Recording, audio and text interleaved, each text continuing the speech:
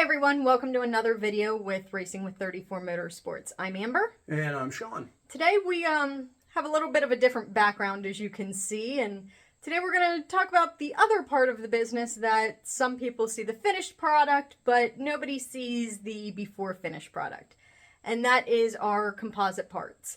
So today we're going to show you part of the process of how we do one of the products that we do, and this is a go-kart body, and it's going to be one of the side panels.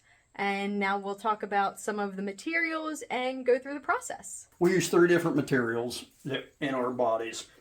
First being is some chop strand mat that we have cut to fit. And now there is a difference with how we do these versus how most other people do. And as you can see, that chop strand is in single sheets, where most people use what is referred to as a chopper gun. You want to explain the difference a bit? A chopper gun is basically, there is 2 lines on a chopper gun. One, it goes into a drum of resin. The other line, it feeds it's called roving, fiberglass roving. It kind of looks like baler twine for anybody that's familiar with that. And if you're not, it looks like rope. Figure that, yeah.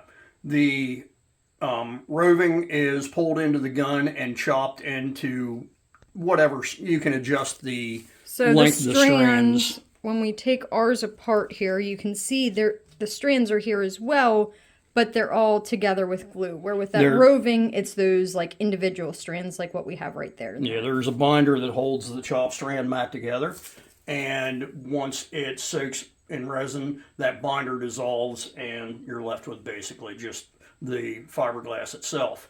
Again, going back to the chopper gun, the resin and the roving are basically shot out of the gun into the mold, and then you roll it out from there. Getting consistency in that is kind of difficult. There are some people that are really good on a chopper gun. We had one. I hated it. It was a really good way to make a big mess. So we went to all hand laid stuff at that point. Using, again, we use 3 different types of material. The first being chop strand. Then we have this is a 7500 fabric. It's a 10-ounce fabric. Okay. Real fine weave. And we use that on the top of the bodies. It's lightweight, still pretty strong.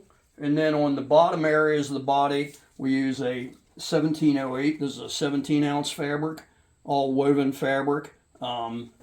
Really strong, and it works extremely well for this application. Some other stuff that we build, we'll use different things in them. But this, with the go-kart stuff, we did a whole lot of R&D way back, and this was the combination that we came up with that seemed to work the best. We tried a lot of different stuff, spent a lot of money trying to figure it out, but this seemed to always work out the best for us. Okay. So that was all the material we use. People ask all the time, well, how do you paint them? Well, you really don't paint on fiberglass, you gel coat it. Okay, now this is a mold that has not been gel coated. That's just with the tooling gel on it. What we'll do is prep this up with a mold release agent, whether it be wax or a semi-permanent chemical release, either way. But again, that's a mold that's not gel coated. So you might be like, well, that doesn't look right. So the mold, your plug is, do you want to go through that? Yeah. Because seeing that is very confusing. Yeah, the whole process is basically when you have a plug mimics a finished part. Okay. And what you do then to build a mold off of that plug, you spray tooling gel on it, which is basically it's a specialized gel coat. Handles heat a lot better than what normal gel coat does, and holds up a lot better over time. Once you spray the tooling gel on it, then you lay the fiberglass on it on the back side of it. Okay. And that's that. Yeah. What he's got his hand on is that finished fiberglass part. Correct. Now this would be a finished mold. Okay. Whenever you pull the 2 apart, you're left with that. Okay. Again, you do all your preparation and all the release agents and everything on it. But whenever it's time to actually build the part, You spray the gel coat, whatever color it might be. Obviously, this one's black. We do white, we do red, we do yellow, we do a couple different blues. We can do some custom stuff with metal flake in it, so there's a lot of different options there. But this mold's all ready to go. It's been gel coated, and it's ready now to have the fiberglass laid up on it. Okay, so the next step in the process, come over here, we have the fiberglass resin already mixed up with the catalyst. And we do everything by hand, so that's why you see a foil pan there. Everything's in a cup. This may not be the best way to do it, but it's the way we've done it for pretty near 20 years. It works, and it's effective. And the nice thing is we know pretty much exactly how much material we're using on every body. And that way our stuff is extremely consistent. Every part weighs nearly identical as the last one. I mean, there's always going to be a little bit of variance. A lot of times just due to environmental factors. If it's real humid, you end up using more resin to saturate the fabric. But it's not enough that anybody will notice. It's not like one side panel weighs a pound different than the other. They're all within a couple ounces, at worst a couple ounces. So anyhow, on we go here. We're just going to put some resin in the pan. And like I said, we've got a really high-tech operation here with this stuff. Paint rollers, they work, and it's the old keep it simple, stupid type thing. I'm going to take the fabric, put it in the pan, and saturate it. Okay, so those two pieces of fabric are now saturated. We'll lay them on the mold and push them into place a little bit. Now grab the roller.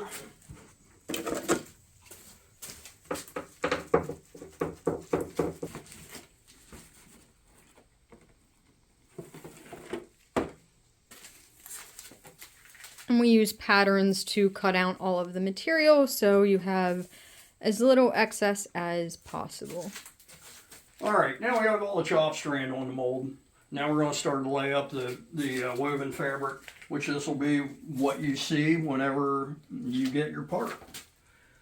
Start off with the 7500. And again, same kind of deal here, except this will saturate once it's on the mold. This is a light enough material that the resin, you can see it comes up through. Yeah, it soaks in real easy.